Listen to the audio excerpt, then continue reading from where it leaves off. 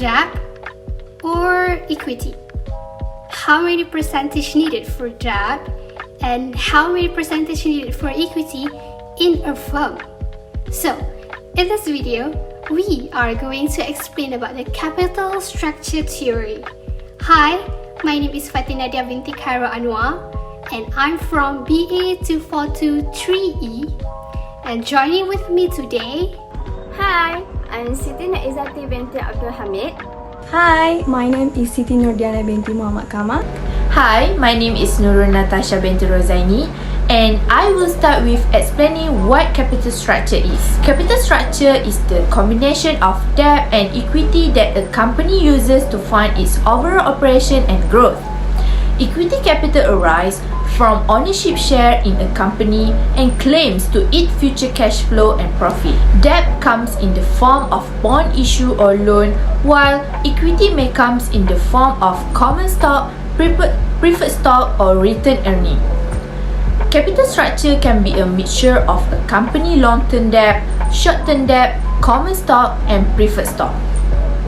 A company proposition of short-term debt versus long-term debt is considered when analyze its capital structure. Decision about a company capital structure or financial leverage should be evaluated considering the impact on the market value of the firm capital structure, debt and equity mix. Other than that, there are two primary ways for a business to raise in the capital market, which is through either debt or equity financing. Debt is not the same as equity, which a company or business can retain ownership. Additionally, debt interest rates are low, plentiful, and easily accessible. Following that is equity, where interest rates fall, equity become more expensive than debt. So, both equity and debt financing options have their advantage and disadvantage, and manager must balance these two options to achieve the best capital structure. I will explain on how to determine the optimal capital structure. A firm needs to reach the optimal point of the capital structure, as the higher the cost of debt, it will carry the higher financial risk to the shareholders. The approach of lowering the weighted average cost of capital, WACC, will help in determining an optimal point of the capital structure by calculating a debt to equity ratio, which will lower the WACC and raises the market price, as it will optimize the lowest mixed cost of financing and minimizing the chances of insolvency. The optimal capital structure breakpoint is determined when the proportional debt return is equivalent to the proportionate debt cost. There are two theories involved in finding the optimal point of capital structure, which are the Modigliani-Miller theorem, MNM, and the static theory of capital structure. The MNM theory is divided into Proposition 1, which emphasizes that the firm's worth is unaffected by the firm's financial structure, while Proposition 2 is depending on three factors: the rate of return on the firm's asset, the firm cost of debt, and the firm's debt per equity ratio. The second approach is the static theory of a capital structure that focuses on a trade-off between the value of tax shelters and the cost of liquidation. In this theory, the debt to equity ratio in a firm is not changed. We infer that the firm's asset and operation are consistent as a whole. The optimal capital structure is considered to strike a balance between the extra gain from leverage and the additional financial crisis cost, which could decreasing the firm's debt tax incentive. Now I will talk about factors that can affect capital structure decision. In this topic, I will explain only 4 factors can affect it, which capital structure policies and desired capital structure, market conditions, the cost of capital, and financing capital investment. Now, let's begin. First is capital structure policies and desired capital structure. This ideal capital structure of corporation achieves the right balance of debt and equity. Since it is difficult to access a company cost of equity and the cost of financial hardship, capital structure policies tend to be debt-focused and setting lending constraints. Market conditions. Market condition is when managers paying attention to a company's stock price and the market interest rate on its debt. This is especially true when determining when, what quantity, and what type of capital will be issued. Companies with higher creditworthiness, strong predictable cash flow, lower risk, and higher debt ratings have lower debt costs. Third is cost of capital. It is because the cost of various capital components will influence capital structuring option. From that, a company's earning capacity should allow it to generate enough income to cover its cost of capital and fund future expansion. Lastly is financing capital investment. This is due to the fact that every company's financing selection will be based on investment spending. At the time of financing, the management will look into the asset or investment features and requirement right after the company's total capital structure of the investment is met. Financial distress is a situation whereby an organization or individual is unable to find their money wisely. It has happened when the revenue or income of an individual or company is not longer meet the financial duty due to the high cost, large level of illiquid asset, or even revenue sensitive. The first sign that occur in financial distress is having cash flow problems such as insufficient of money. All business experience periodically downturn when the cash is limited. Moreover, one of the best weapons to fight financial distress is the budget. A good budget team in the company can create a better plan for the company. In conclusion, unexpected financial challenges will arrive in the future. To solve financial problems and difficulties is not an easy thing, but by setting some mandatory priorities for the company is the best way to us to have a good budgeting in the future. There is a trade-off between the benefit of tax debt and the cost of financial distress. It is difficult to say that this is accurately and firmly. One of the reasons for restriction that affect the amount of debts a company can use is in the form of bankruptcy costs. Bankruptcy costs can arise from the valuation of the entire organization. A higher cost of capital and a higher level of risk can actually increase your risk of bankruptcy. As the company adds more debts to its financial capital structure, company WACC increases to an optimal level. To keep away from the financial being collapsed, companies are required to cover all bankruptcy costs when determining the amount of debts to be taken, or either they should increase their debts level altogether. In conclusion, direct bankruptcy costs are when a company goes economically bankrupt in the sense that its capital has no value, when the value of its asset is equal to the value of liabilities. Next topic that I will talk is agency cost of equity, or known as agency cost of debt. Agency cost of debt is known as the argument that arises between public organization, investor, and debt holder. The conflict that exists among investors and debt holders of an organization because of the board decision. There are few effects of agency costs that need to cautious if they do not want to raise any problem.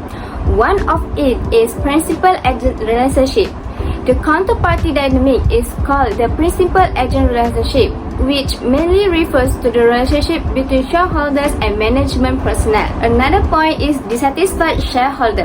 Dissatisfied shareholder happens when the shareholder who do not agree with what the direction that management have a tendency to underinvest or use less leverage.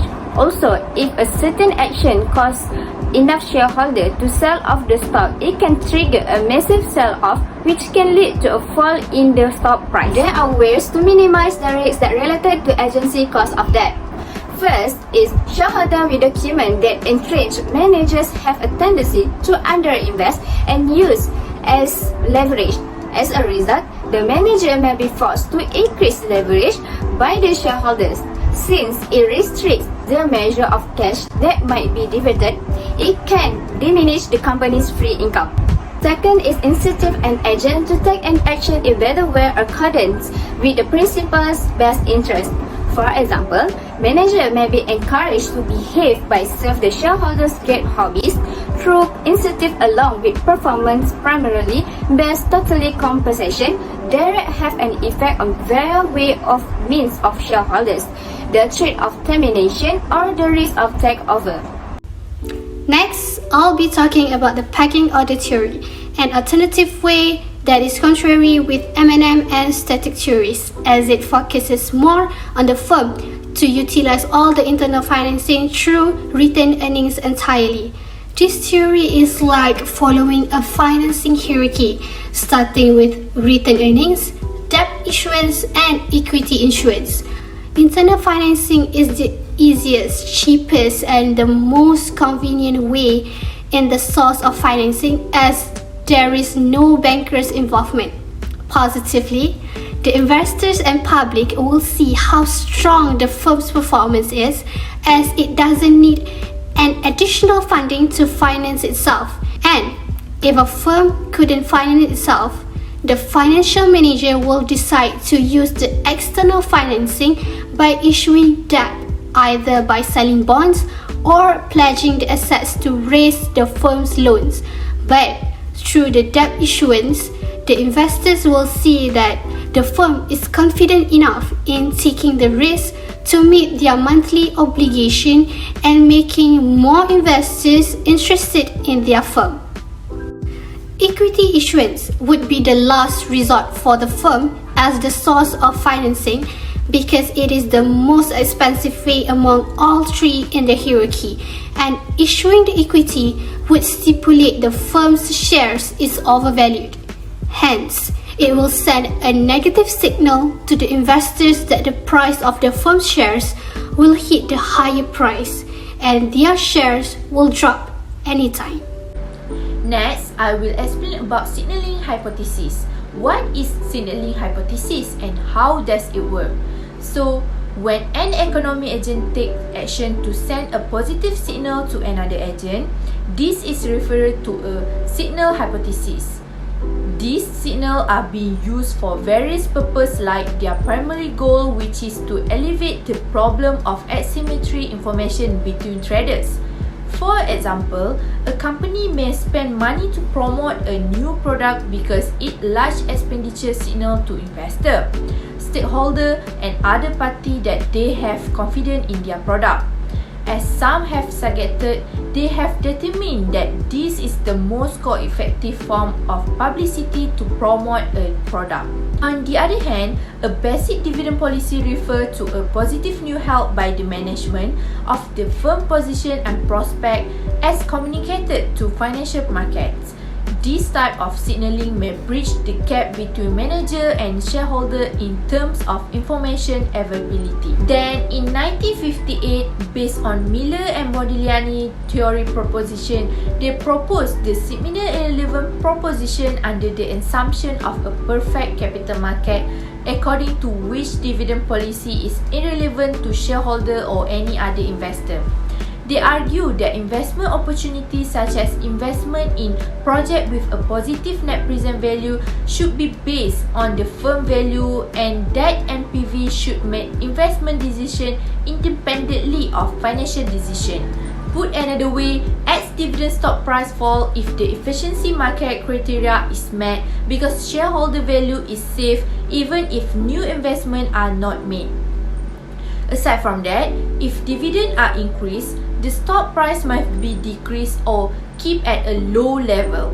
According to signaling theory, costs are extremely important, because if a firm dividend payout are subjected to equivalent costs, it will be unable to maintain stable dividend payout and low earning. To sum up, it is critical for financial professionals to understand the capital structure. A company cost of capital can be reduced by performing an accurate analysis of its capital structure. It is possible to deduct interest from your taxable income, which result in a significant financial gain. The ideal capital structure is 100% debt, which indicate a problem for the businesses. When the net tax saving from a different currency in interest equal, the increase in the expected financial distress cost, and optimal capital structure is achieved. This is the foundation of capital structure theory. I think that's all from us, and thank you for watching.